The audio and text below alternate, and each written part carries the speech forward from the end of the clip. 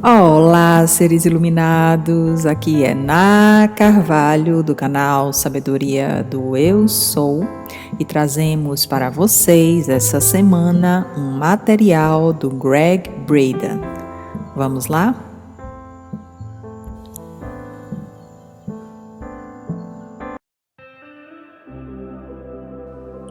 Acredito que não haja acidentes. Não é por acaso que comecei como cientista da Terra. Ciências da Terra são sobre enormes ciclos de tempo. Não se trata de agora, trata-se de enormes ciclos naturais que nos conduzem onde nos encaixamos agora nesses grandes ciclos. Não é por acaso, acho que acabei trabalhando nas corporações porque me ensinou como as pessoas pensam quando estão com medo, como pensam em tempos de guerra. Me ensinou sobre como treinar. Parte do meu trabalho era treinar cadetes da Força Aérea em software, e alguns deles não queriam aprender sobre o software. E assim aprendi a interagir com as pessoas e todos esses princípios que uso no trabalho que estou fazendo agora. Quando comecei a olhar para a década de 1970, estava olhando geologicamente para os ciclos da Terra.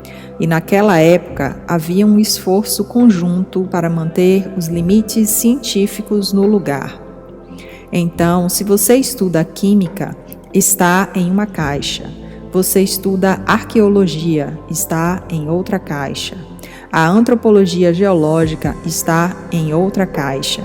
E eu disse, você sabe, a natureza não funciona assim. Temos que cruzar esses limites tradicionais, porque há uma história, e a história é o que estamos vivendo. Então, como geólogo, o que posso ver é que estamos vivendo essa rara convergência de 3 ciclos gigantes de mudanças sobre os quais poucas pessoas estão falando na grande mídia. Bruce Lipton e eu compartilhamos nas Nações Unidas que qualquer um desses 3 ciclos seriam suficientes para virar o mundo de cabeça para baixo. E o fato de que todos os 3 estão convergindo agora nos diz porque a mudança está acontecendo, porque há uma abertura para novas ideias, mais 3 ciclos, um dos quais estamos muito conscientes, é o clima. E se apenas o clima estivesse acontecendo, a mudança climática, isso seria suficiente para mudar a maneira como pensamos, o modo como cultivamos nossos alimentos, a maneira como compartilhamos recursos, o modo como interagimos uns com os outros. Há um ciclo econômico de 67 anos que está se completando. E, por definição, um novo está começando.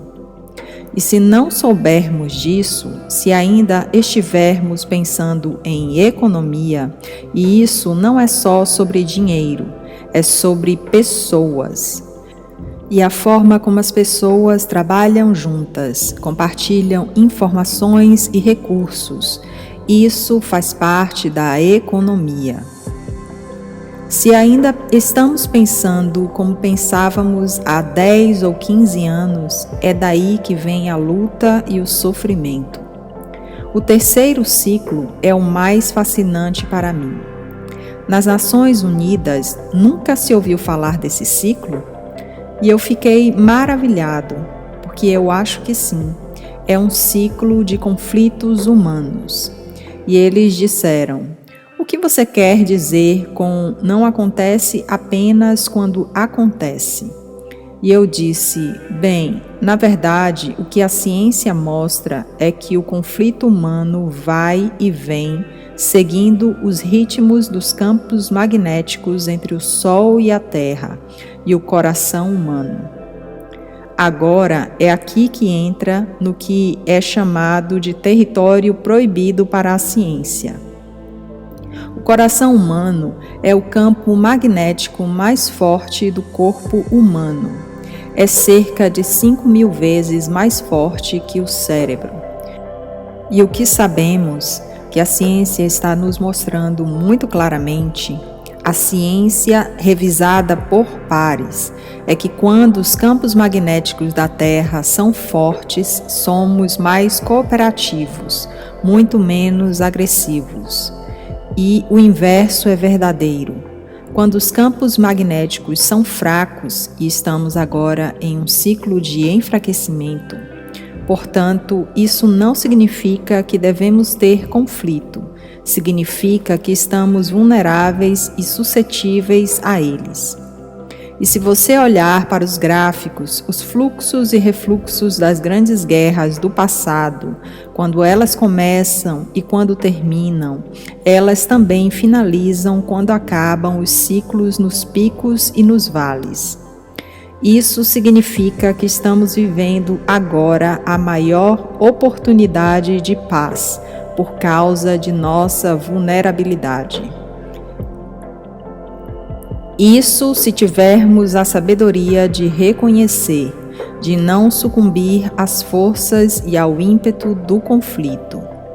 Então, o fato de que todos esses três estão convergindo agora nos traz que as pessoas relatam o que está acontecendo. É isso que está acontecendo. O que fazemos a esse respeito? Você não pode parar os ciclos, mas definitivamente temos a capacidade de determinar como respondemos a eles. E é isso mesmo, meus colegas. O que estamos compartilhando é como temos a oportunidade de despertar nosso poder interior, pois somos seres autorreferenciados. Então, o que eu quero dizer com isso é que somos ensinados a determinar nosso bem-estar com base no mundo físico e externo. Quando o mundo aqui fora está bem, nos sentimos muito bem. Quando este mundo começa a mudar, se não sabemos quem somos, essa mudança pode ser assustadora. Agora estamos globalizando o planeta, estamos empurrando, estamos misturando culturas, religiões, pessoas, a maneira dos homens pensarem a respeito das mulheres e a forma como as mulheres pensam sobre os homens. De um lado estamos nos unindo, mas por outro lado estamos nos questionando antes de abraçar essa mudança, pensando que é obsoleta. Por outro lado, quanto melhor nos conhecemos, menos tememos mudar culturas. Quanto menos tememos o desconhecido, melhor nos conhecemos, menos tememos nosso próprio poder. E à medida que abraçamos nosso poder interior, ficamos muito mais confortáveis com a mudança externa, porque não estamos mais ameaçados. Então, isso é o que nossas antigas tradições nos disseram. A geologia me ajudou a ver os ritmos naturais que estão acontecendo em grande escala. E a nova ciência na biologia, a nova ciência na neurologia me ajudaram a ver o que isso significa em nossas vidas individualmente. Então, eu fiz o meu melhor para juntar tudo isso em uma história. Algo muito interessante aconteceu com a ONU. Então, Bruce Lipton e eu estávamos nos apresentando. Eu como um cientista da Terra, ele como um cientista da vida. Ele é biólogo. Eu sou um geólogo. E assim formou-se uma boa parceria. E enquanto estávamos nos apresentando, no fundo da sala, a porta se abriu depois que a apresentação começou. E algumas pessoas entraram e não se sentaram. Estavam todas de pé ao longo da parede dos fundos. E foi um pouco enervante. Você sabe, como palestrante eu pensei, você faz ideia de quem são essas pessoas? E então todos foram embora. E nós pensamos: o que foi isso? Descobrimos mais tarde que o secretário-geral da ONU havia enviado uma pequena delegação para nos observar. Eles queriam saber o que estávamos dizendo, sobre o que estávamos falando. E o que eles levaram de volta para ele foi que eles sentiram que era algo que todos deveriam ver. Então, eles ligaram o CFTV, o circuito fechado de TV no complexo da ONU, e qualquer um que quisesse nos assistir naquela apresentação poderia fazê-lo em tempo real. Só que não sabíamos disso na época. Provavelmente foi muito bom. Nós não sabíamos disso na época, pois eu teria mudado minha forma de falar para que alcançasse um público mais amplo. Mas isso me disse que há uma vontade. Essa é uma maneira tão diferente de pensar. Quando eu estava na escola e nos anos 1950, 1960, 1970, me ensinaram o que era chamado de modelo padrão. É um modelo padrão da história, o modelo padrão das origens e evolução humana. O modelo padrão da história em termos de progressão linear, do menos sofisticado para o mais sofisticado. Nada poderia estar mais longe da verdade. Não é que eu não acredite que as evidências não suportem mais isso. É sobre sermos honestos com nós mesmos. Pedimos à ciência para nos dizer quem somos. E a ciência está fazendo um trabalho muito bom. E a questão é: estamos dispostos a abraçar a história que a ciência está nos contando? E há uma batalha acontecendo, e eu direi pessoalmente, há uma relutância em muitos casos, ou uma resistência em compartilhar as novas descobertas no mainstream. Assim, salas de aula convencionais, livros didáticos convencionais, televisão documental convencional se recusam a compartilhar novas descobertas baseadas na ciência. E eles estão se agarrando a uma velha história. Acho que posso resumir provavelmente a 3 ou 4 palavras: dinheiro, poder, hábito do ego. Essa é uma resposta curta. É por isso que eu acho que é tão importante, mais do que uma conversa filosófica. E à medida em que nos globalizamos e nos unimos e vemos o medo do que isso significa, culturas se unindo e diferentes maneiras de pensar, também vemos um aumento do ódio. E o ódio só é possível por causa de uma forma de pensar. Fomos ensinados que a vida humana tem muito pouco valor através da teoria da evolução, que somos nosso processo aleatório, mutações genéticas. O livro diz que a vida é um padrão de comportamento que os sistemas químicos exibem quando atingem um certo nível de complexidade. Essa é a definição de vida que estamos dando aos nossos jovens na escola hoje. E é uma definição tão estéril.